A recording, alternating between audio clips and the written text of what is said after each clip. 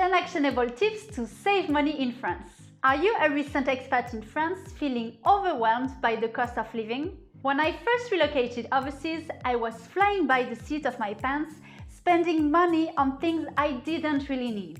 It wasn't until years later that I realized how much I could have saved with a little more planning.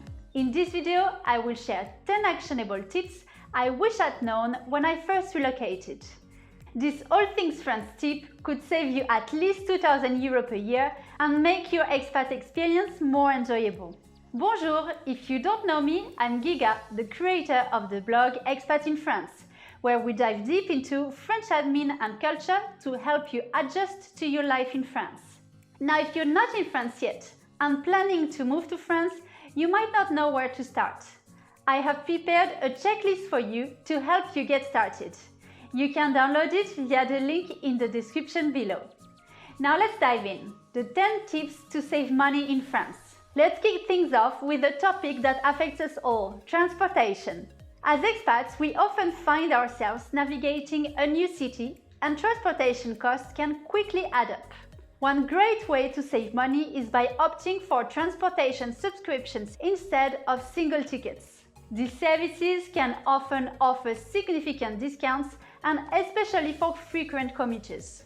Now, if you're feeling adventurous, considering investing in a good quality bike, cycling is not only a great way to stay fit, but it can also save you a lot of money on public transport. Just remember to protect your investment with bike theft insurance, about 10 to 15 euros per month. Now, if you're planning to buy a second-hand bike, be cautious of hidden costs. A bike that may seem like a bargain might end up costing more in repairs.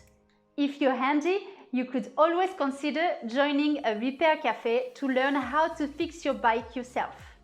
Finally, don't forget to take advantage of discount cards for regional and national trips. These cards can offer substantial savings, especially if you travel frequently. For example, if you want to travel by TER, the regional trains, all year round, the discount card introduced by each region range from 20 to 30 euros and are valid for 1 year. These cards are available to everyone and offer discounts between 25 to 50% on your TER journeys every day of the week and at weekends. Moving on to the next big expense, banking. Choosing the right bank account and credit card can make a huge difference in your finances. Avoid unnecessary fees by opting for free bank accounts and credit cards. While some banks may require a minimum balance or have annual fees, there are plenty of free options available. I have been using N26 for the past 8 years and I've been extremely satisfied with their customer service and competitive exchange rates. They also offer referral bonuses, so feel free to use my link if you're interested. By being mindful of your banking choices, you can easily save around 100 euros per year or more. Now let's talk about electricity. When moving into their apartment, many expats stick with their default provider, but this can be a costly mistake. By switching to an alternative provider, you can save a significant amount of money. Here is a quick fact. The average electricity bill in France is around 174 euros per month based on the regulated tariff. By comparing offers from different providers, you can potentially save between 200 and 500 euros per year. Use comparison platforms like Les Furets to find the best deals. Remember, even small savings can add up over time. So don't be afraid to shop around. Now, if you're looking to take your savings game to the next level, consider using a management service for your domestic bills, such as Ideal. These services can compare different offers and help you find the cheapest options. One of the benefits of using a management service is that it handles the cancellation process for you, saving you time and hassle. While these services might not offer as much saving as doing the research yourself, they can be a great option for those who prefer a hands-off approach. Let's move on to digital subscriptions. In today's digital age, subscription sharing has become a popular way to save money. Platforms like ShareSub, Split, and ShareIt allow you to share your memberships with others. Think about it. Memberships are one of the biggest expenses for many people. By sharing subscriptions, you can reduce your costs significantly for your video and streaming services, but also subscriptions to music, news, gaming, and apps and software services, and many more. On average, users of these platforms save around 350 € per year. And the best part? Sharing subscription is legal in France as long as the content provider creates offer for several users. So why not take advantage of this opportunity to save some money? Food is also one of our biggest expenses, so it's essential to find ways to save money on groceries. One simple strategy is to shop at discount supermarkets like Lidl Price, Aldi, or Lidl. These stores often offer significantly lower prices compared to premium supermarkets like Monoprix or Casino. If you prefer fresh produce at markets, try negotiating with sellers towards the end of the day when they are trying to sell their remaining stock. And if you are adventurous and need to save even more, another option is to explore gleaning. This practice is totally legal in France and it involves collecting surplus food from farmers or markets. Gleaning is an age-old right regulated by the states and subject to a few rules. It must be carried out during the day, without tools, and is prohibited if the land is fenced. You should ask the field owner if the crop has been harvested and if it is possible to glean. There are groups of gleaners just about everywhere in France who harvest apples, oranges, carrots, onions, and potatoes after the farmers have gone by, but also after market hours. It is a great way to reduce food waste and save money. And remember, while discount supermarkets and markets can be great for saving money, it is also helpful to stick to a grocery list and avoid impulse purchases, which are very common when shopping with an empty stomach. Now, when it comes to buying household items or tools, second-hand options can be a great way to save money. Platforms like eBay and Le Bon Coin are excellent resources for finding used items at a fraction of the retail price. Sharing is another fantastic option.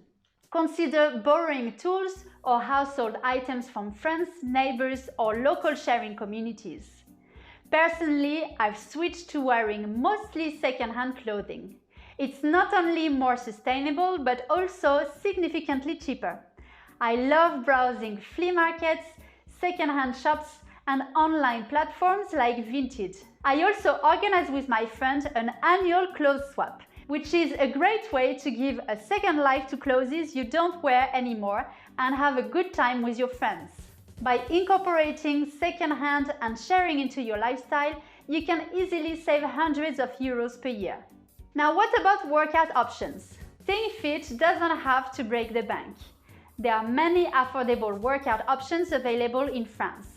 Instead of expensive gym memberships, consider joining a sports club or an MJC, a local association. These associations often offer a variety of activities at a much lower cost, about 30 to 50% cheaper than a gym membership. Another option is to work out outdoors and take advantage of France's beautiful parks and trails for running, cycling, or hiking. Local associations also offer a community-based way to stay active and meet people while significantly reducing costs. And if you plan to enroll your children in a sporting activity for this season, you should know that you may be eligible for the Pass Sport. This is an allowance of 50 € per eligible child and young adult to finance all or part of the child's enrollment in an eligible sports facility. This initiative had been launched as part of the Paris 2024 Olympics.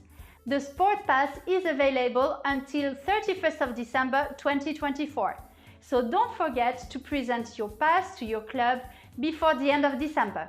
One of the best things about living in France is the opportunity to enjoy the beautiful outdoors. Picnics are a popular and affordable way to socialize with friends and families. Pack your own food and drinks and head to a local park or riverside. By embracing the French tradition of outdoor living, you can have a great time and save money at the same time. Now, if you are a student or salaried employee, you may be eligible for discounts on a variety of products and services. Students can often get discounts on transportation, gym, cultural activities, and more. Be sure to ask about student discounts whenever you're making a purchase and provide your student card. Employees should also inquire about benefits through their employer. Many companies offer discounts or subsidies for employees and their families. If your company has more than 11 or 50 employees, depending on the case, a work council, CSE, formerly called CE or Comité d'entreprise in France, will be set up. A company's CSE can help finance leisure activity by offering attractive discounts on tickets, holidays, subscriptions, group orders, or by providing culture, gift, or holiday vouchers. If you stayed until the end, thank you so much for your attention. Please like, subscribe, and share to support my channel. This helps much more than you can imagine. Your engagement is the fuel I need to continue producing this content for you. You will find another video here that you might like. See you there! Merci et à bientôt!